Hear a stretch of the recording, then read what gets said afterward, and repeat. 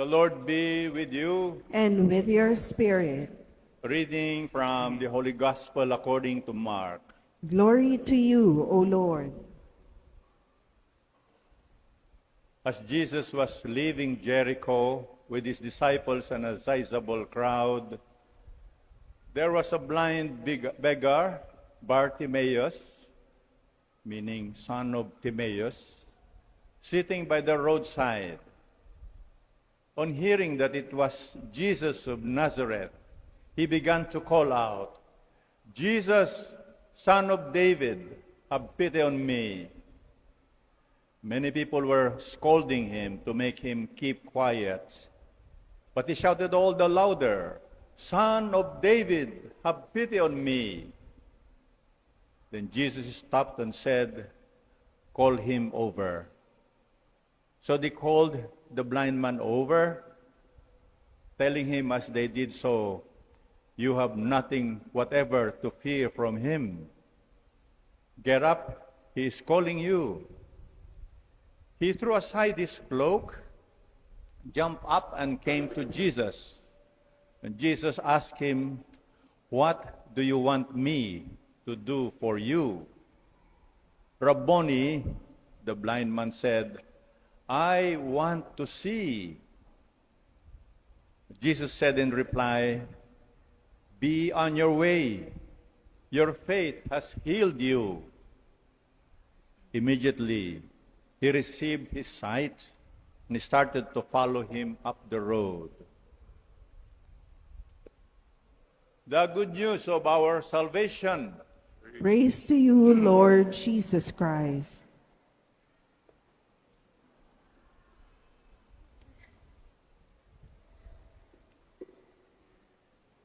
Come, Holy Spirit. Come, Holy Spirit. Bless this unworthy priest that I may share with humility and with the heart, and that people listen with their hearts. And Lord, help us not only to listen, help us to see. Sisters and brothers, today we hear about Bartimaeus, a blind man, and how he received his sight. Before anything else, mindfulness. Tignan mo nga yung katabi mo.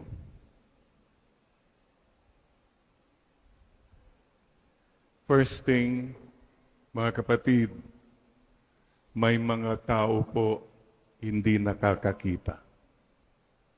Don't take that for granted. You can see. Tignan mo uli yung katabi mo. Nakikita mo siya, no? Pero ang sarili mo, hindi mo nakikita. Our vision is limited. As I speak, I can see cars passing by. I can see people there. I cannot see myself. As I speak, you can see who is behind me, the beautiful tinted glass. You can see Father June. So, wala pong complete vision. Ano pong ibig sabihin nito? We need to realize that sight is not enough. For example, let's go deeper. Tignan mo ulit yung katabi mo, mukhang malaking kita ba yan? May malaking kita siya? O maliit na kita? May mga tao po, malaki ang kita sa mundo, pero walang pananaw, walang malasakit sa tao. Pera lang ang nakikita nila. Today, the Lord reminds us, it's not enough to have sight. You must have a vision. May pananaw ka, may mission ka. Tignan po niyo yung nangyari. Maaring ikaw malaki ang kita, pero wala namang pagtingin sa kapwa. Maring ikaw, malaki ang kita, pero pera lang ang palagi mong nakikita. Siguro ikaw, malaki ang kita, pero maliit ang malasakit sa kapwa. For example, mga kapatid, typhoon, floods last week. How were you reacting to that? Iba-iba pong reaksyon. Mga iba ay binaha sila, mabuti na lang kami hindi binaha. May mga ganun tao po, ay salamat Lord. Excuse me, you're counting your blessings, but please don't forget to share your blessings. Ay, salamat Lord, hindi kami tinamaan. Okay kami, walang brownout. Ay, wow. Lord, help us to see. May mga iba siguro, ay, binaha sila, kawawa naman sila. There, may puso na yun. Pero huwag kang hihinto sa puso. Kamay, have you done something to help them? To pray for them. Ito po yung worst, ha? Ay, binaha sila, belat, buti nga. May mga ganun po. Ang kitid ang pananaw. Or, ay, kasi ang gobyerno, ganito. Doon ka na naman. You're not really looking at it. Today in this Mass, Lord, help us to see. Help us to really not just see, but to feel and to have a heart. Yun ang true sight. Yun ang tunay na pagtingin. Tignan po nyo, what did Jesus do? Very interesting. Si Bartimaeus, naglalakad si Jesus, there was a blind man by the roadside. Very significant po nyo. Nasubukan nyo na bang umupo sa bangket, sa roadside, sidewalk? Yun lang dinadaan-daanan ka ng mga tao, parang napakaliit. You feel so small. Some people even look at you, minsan sinisipa pa, they don't care. Parang ang baba po ng pagtingin. What did Jesus do? Jesus was passing by and he stopped. Hinintuan niya si Bartimaeus. Ang laking bagay na po yun. That Jesus stopped for him. Ang feeling niya wala siyang kakwenta-kwenta, and yet Jesus stopped for him. Mga kapatid, may mga tao bang dinadaan-daanan mo lang? Wala mga yan. May mga tao bang parang you don't even care that they exist? Please remember this. Every person is worth stopping for. Sana po ganun tayo. Marami sa atin, we have our business, our agenda. Wala ngayon, wala. Pero ang importante, my life is what is important. Please keep that in mind. Every person is worth stopping for. Mindfulness lang po. Like may madaanan po kayo nagbukas ng pinto na security guard. Thank you po. Thank you, sir. Yung waiter na nagdala ng pagkain, thank you, sir. Yung mga nagluto doon sa kitchen, nagpakahirap, yung every person is worth stopping for. Oh, by the way, malapit na naman ang undas. Marami sa atin, at this time of the year, we go to the cemetery. Minsan lang sa isang taon. Gaano kadalas ang minsan lang?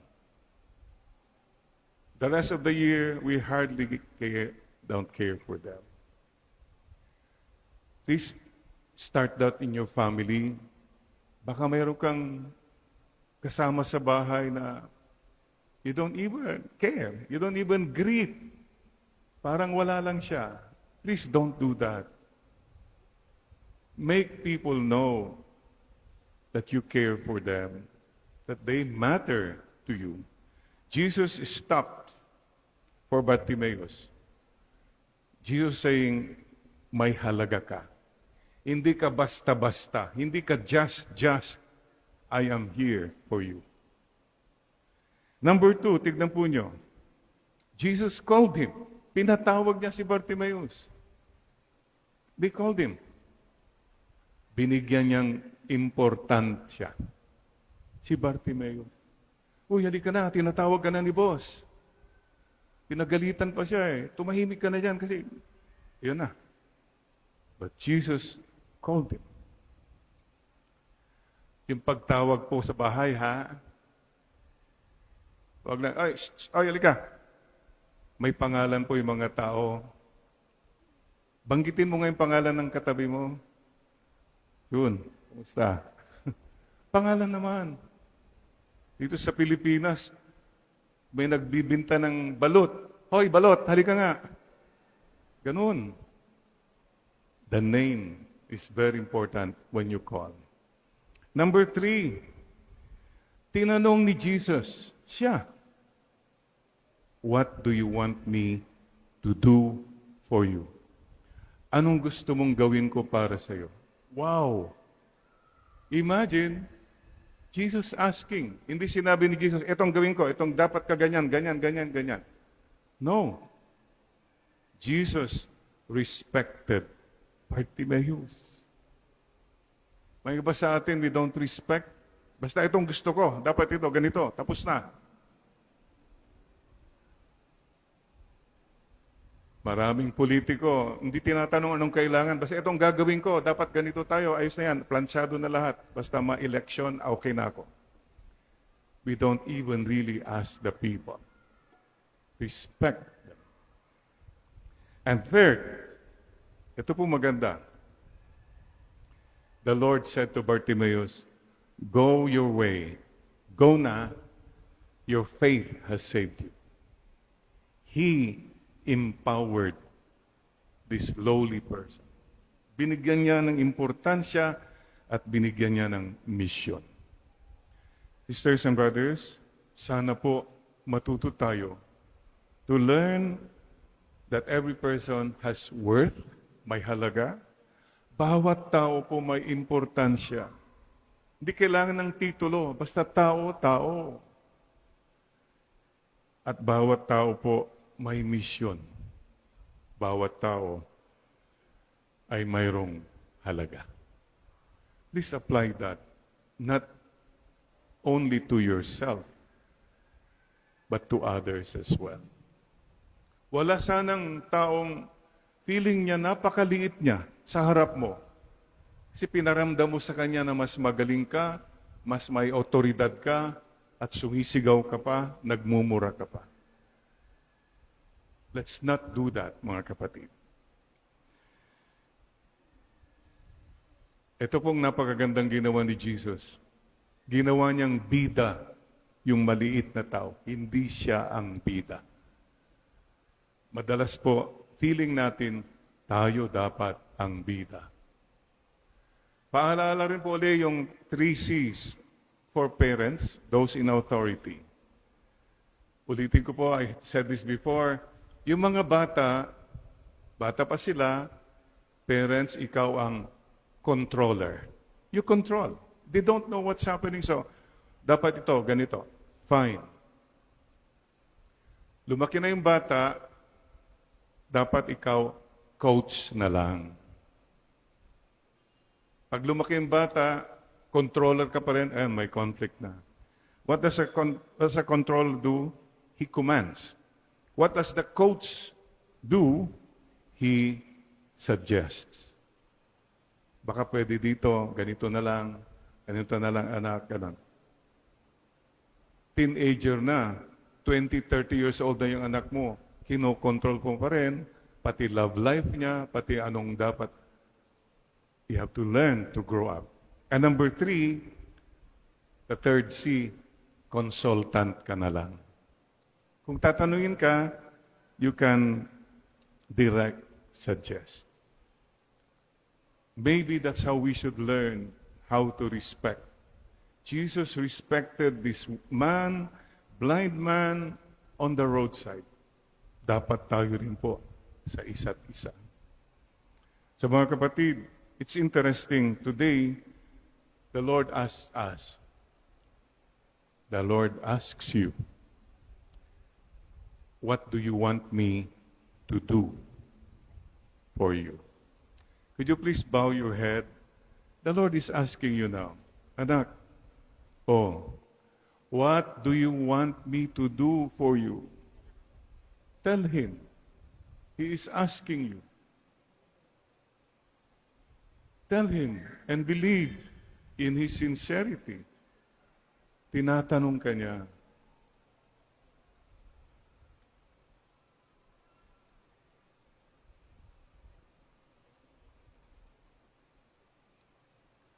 at tayo, like Bartimaeus, we repeat what Bartimaeus said. Jesus, Son of David, have pity on me. Maawa po kayo sa akin. Dagdag na natin, Jesus, Son of David, maawa po kayo sa aming bayang Pilipinas. Sana po, no more calamities. Bagyo, wag na po.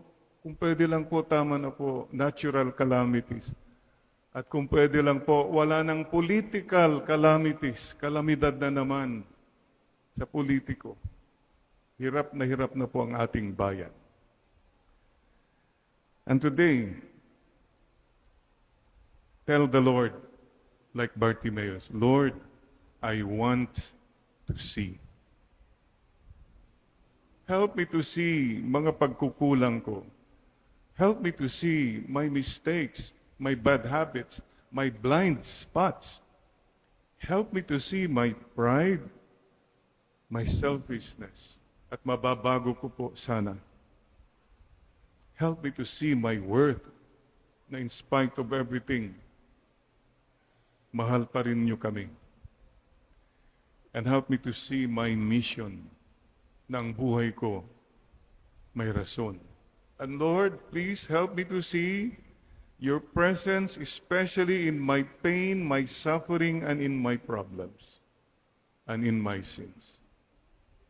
Help me to see you. Mga kapatid,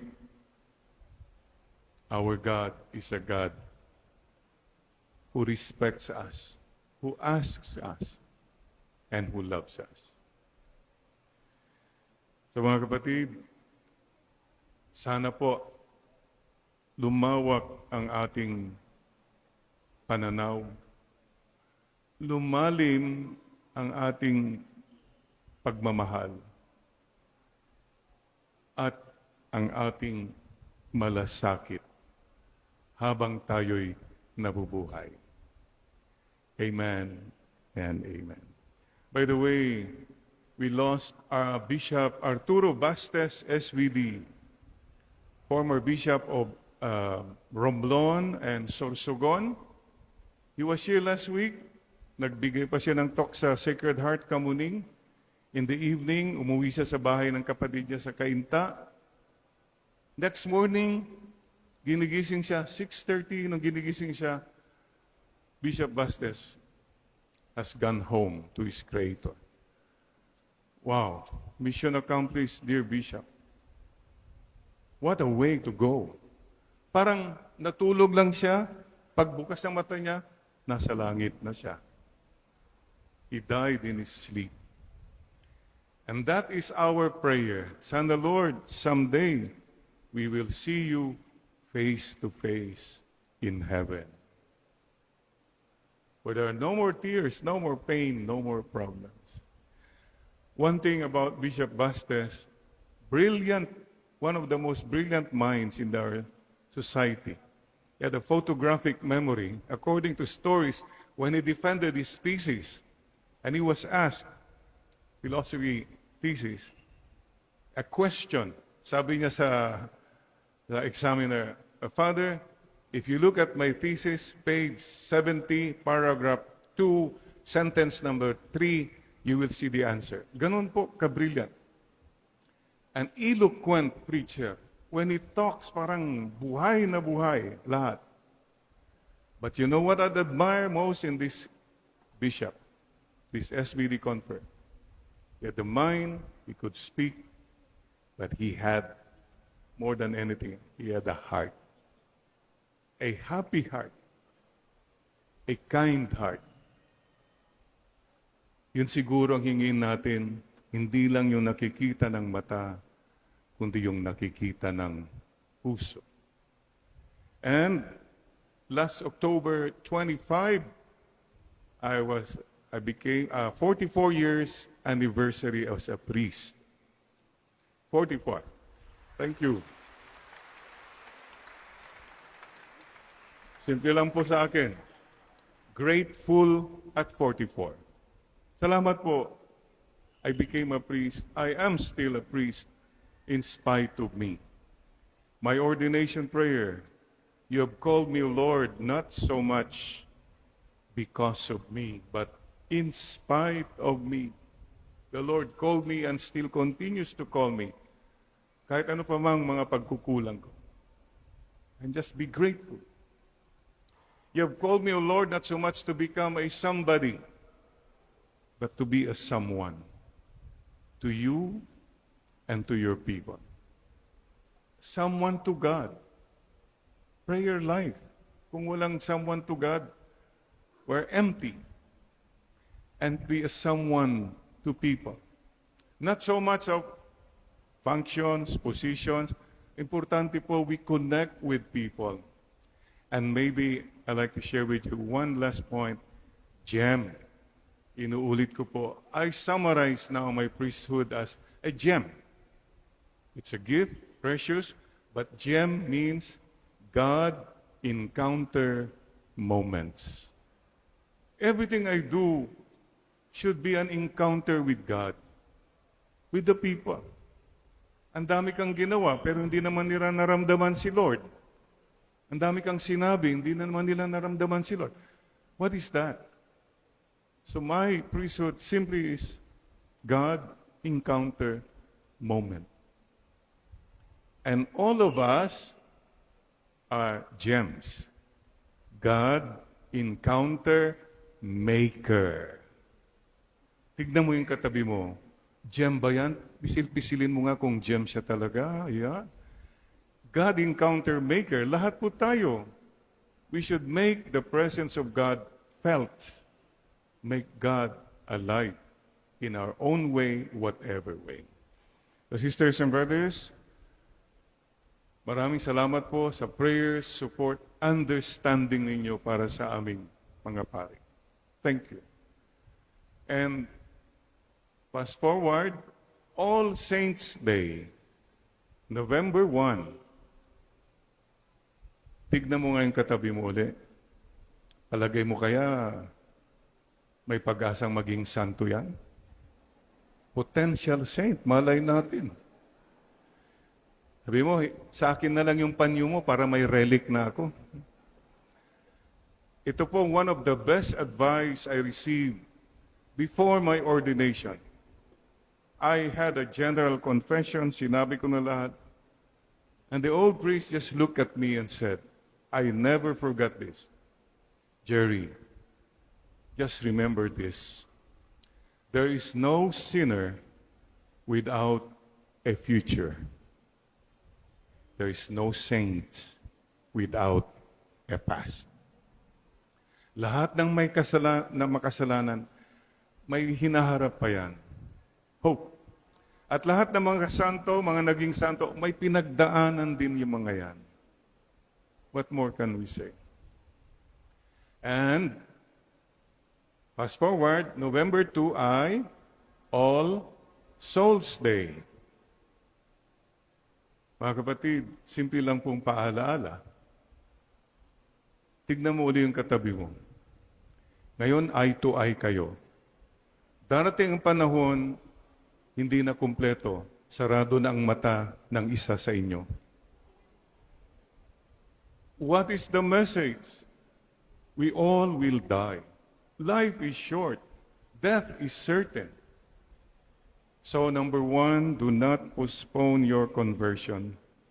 Now na, again, please tell the Lord, Lord, mahal ko po kayo. Patawad po. As for me and for my house, we will serve you, Lord. And number 2, do not postpone your loving. Sana po, wala tayong pagsisisi at the end that we loved too little, too late. Sisters and brothers, let me end with a little poem, One Little Rose. As you pray for our loved ones, please remember the people who are still with you. And the poem says, I'd rather have one little rose from the garden of a friend than to have the choicest flowers when my life has come to an end. I'd rather hear a pleasant word said to me now than flattery when my heart is still and my life has ceased to be. I'd rather see a loving smile from friends whom I know are true than tears shed around my casket when this world I bid adieu. So, bring me all your flowers today, whether pink or white or red. I'd rather have one blossom now, one little rose now, than a truckload when I'm dead. One little rose.